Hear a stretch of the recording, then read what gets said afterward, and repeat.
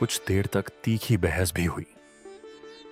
तब बिजुआ फिर खड़ा हुआ और बोला, राजकुमार, हम भले ही पराजित हुए हैं, भिल्ल लोग भी पराजित होकर अपने प्रदेश छोड़कर हिमालय के कोने कोने में भटकते हुए हमारे इलाके के पास जंगल पहाड़ों में आकर बसने लगे हैं। लेकिन यह नई राजा झा हमारे जैसे पराजित लोगों के लिए भी बहुत कठोर है। इसे स्वीकार करने से हमारी परंपराओं में बड़ा विघ्न पड़ेगा। भिल्लों के समूह से भी एक व्यक्ति खड़ा हुआ। उसने कहा, उस ऊपर छोटे पहाड़ी टीले पर हम दोनों जातियों की पूजा होती है। वहां हम अपनी परंपरा के अनुसार सूअर की बलि चढ़ाते हैं। अगर हमें यह करने नहीं दिया गया तो बड़ा अन्याय होगा राजकुमार। राजकुमार ने कोई आपत्ति स्वीकार नहीं की। उन्होंने घोषणा की कि राजा घ्या अटल है। उनके चेहरे पर क्षत्रिय दृढ़ता झलक रही थी। तब सूर्यदत्त ने किरात और भिल्ल लोगों को समझाते हुए कहा, ठीक है, अगर तुम्हें वह स्थान पूजा के लिए चाहिए तो वह तुम्हारा ही रहे, लेकिन वहां सूअर की बलि मत देना। आज से वह स्थान वराह क्षेत्र कहलाएगा और हमारे पुराणों में वर्णित वराह अवतार का प्रतीक माना जाएगा। इसके बाद राजकुमार ने सभा समाप्त कर दी। वहां एकत्रित स्त्री पुरुष भविष्य को लेकर आशंकित मन से अपने अपने घर लौटने लगे। जंगल के रास्ते में भी उत्तेजित चर्चा चलती रही, लेकिन शाम हो रही थी, इसलिए वे जल्दी जल्दी चल रहे थे। एक भिल्ल ने किराती बिजुआ से कहा, बिजू बाबा, मैं तुम्हारे घर आऊंगा सलाह करने। उधर शाम के समय जब सुमनिमा उदास मन से घर लौटी तो घर खाली था। घबराकर उसने जोर जोर से अपनी मां को पुकारा, लेकिन उसकी आवाज की गूंज ही वापस आई। गांव में भी कोई नहीं था। यह क्या हुआ? यहां कोई भी नहीं है। ऐसा तो कभी नहीं हुआ। मां, बा, वह बार बार पुकारने लगी। उसे अचानक ऐसा लगा जैसे वह दुनिया में बिल्कुल अकेली रह गई हो। उसे डर भी लगने लगा। उसे सोमदत्त की याद आई। क्या वह भी अपने आश्रम में अकेला रह गया होगा? उसे उसकी चिंता होने लगी। उसने पुकारा, मां, बा। फिर धीरे से। सोमदत्त। कहीं से कोई उत्तर नहीं मिला। वह व्याकुल होकर घर की दहलीज पर बैठकर रोने लगी। कुछ देर बाद गांव लौटते लोगों की आवाज सुनाई दी, जिसमें बच्चों की आवाज भी शामिल थी। उसने आंसू भरे चेहरे से अंधेरे में लोगों को पहचानने की कोशिश की। तभी उसके माता पिता घर पहुंचे। वह उनसे लिपटकर बोली, मुझे अकेला क्यों छोड़ दिया? सोमदत्त को क्या हुआ बा? मां ने कहा, क्या हुआ मेरी बेटी को आज? क्यों रो रही है? तुझे क्या हो गया है आजकल? कौन सोमदत्त? सुमनिमा रोते हुए बोली, आश्रम के ब्राह्मण का बेटा सोमदत्त। पिता ने कहा, सुमनिमा, तुम्हारा सोमदत्त तो ठीक है, बल्कि हम ही उनके कारण अब गांव में टिक नहीं पा रहे हैं। यह सुनकर सुमनिमा को कुछ राहत मिली। वह पिता से लिपटकर बोली, बेचारे सोमदत्त ने क्या किया है बा? पिता ने जवाब नहीं दिया, बल्कि आंगन की ओर मुड़कर पुकारा, अरे भिल्ला युवक, कहां गया वह? अंधेरे से एक काला सा आकृति उभरी। भिल्ला युवक पास आया और बोला, बिजू बाबा, मैं यहीं हूं। जब तक आप लोग खुशी से न बुलाएं, मैं आपके घर कैसे आ सकता हूं? बिजुआ ने कहा, देखो ना, हमारी बेटी सुमनिमा की हालत, इसी कारण तुम्हें बुलाना भी भूल गया। फिर दोनों बरामदे में बैठकर बातचीत करने लगे। सुमनिमा की मां अंदर जाकर खाना बनाने लगी। सुमनिमा वहीं बैठकर उनकी बातें सुनने लगी। भिल्ला युवक कह रहा था कि जंगल में रहकर हमें अपनी परंपराएं नहीं छोड़नी चाहिए। आश्रम को नष्ट कर देना चाहिए और ब्राह्मण परिवार को भगा देना चाहिए। सुमनिमा ने धीरे से पूछा, फिर सोमदत्त का क्या होगा बा? भिल्ल युवक अपनी बात जारी रखते हुए बोला, वे जहां चाहें चले जाएंगे, और अगर क्षत्रिय उन्हें फिर से बसाने आएंगे तो हमें युद्ध करना होगा। लेकिन बिजुआ शांति के पक्ष में था। उसने कहा, हम कई बार युद्ध में हार चुके हैं। हमारी जाति कम होती जा रही है। हमें पिछली बड़ी लड़ाई याद रखनी चाहिए, जिसमें आर्यों ने हमें बुरी तरह हराया था और हम लगभग नष्ट हो गए थे। अभी तो हम फिर से पेड़ पौधों की तरह उगने लगे हैं।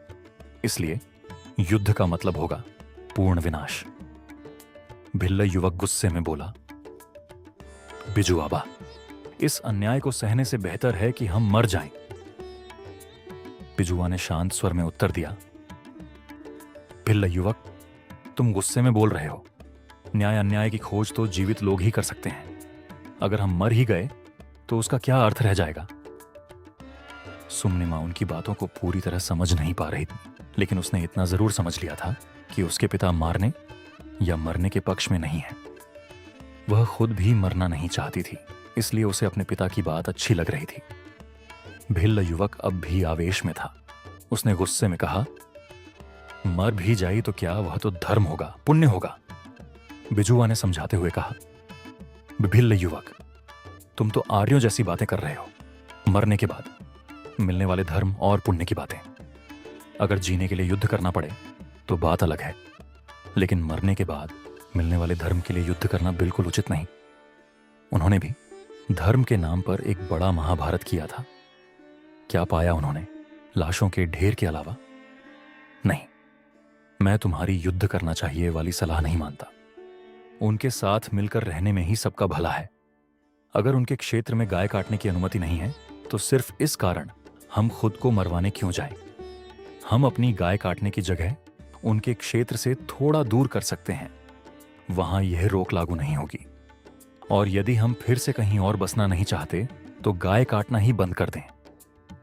भिल्ल ने कहा, लेकिन उस पूजा स्थान पर सूअर की बलि देने पर भी तो रोक लगा दी गई है। बिजुआ बोला, उससे क्या फर्क पड़ता है? मैं बिजुआ हूं, मैं दूसरा स्थान तय कर सकता हूं। फिर भी भिल्ल नहीं माना। उसने कहा, आप अपने संबंधियों को बुलाइए। रात भर बिजुआ के घर में किरातों की सभा चली। उन्होंने एक गाय काटकर भोज किया और खूब शराब पीकर मदहोश हो गए। सुमनिमा और उसकी मां अतिथियों की सेवा में लगी रहीं। सुबह होते होते सभा में उपस्थित सभी लोगों ने बिजुआ का समर्थन करते हुए कहा, बिजू बाबा की बात सही है, हम सब वही मानेंगे जो वह कहेंगे। भिल्ल युवक दक्षिण दिशा के जंगल वाले गांव की ओर लौट गया। रात भर न सो पाने के कारण सुमनिमा सुबह उसी बरामदे में सो गई थी। वह रात के निर्णय से खुश थी। सुबह जब उसकी मां ने उसे खाने के लिए उठाया तो वह खुशी खुशी उठ गई। उठते ही उसे सबसे पहले सोमदत्त की याद आई।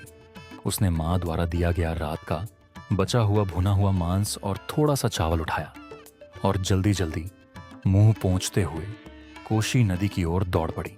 वह रात में हुई सभा का निर्णय सोमदत्त को बताने के लिए उत्साहित थी।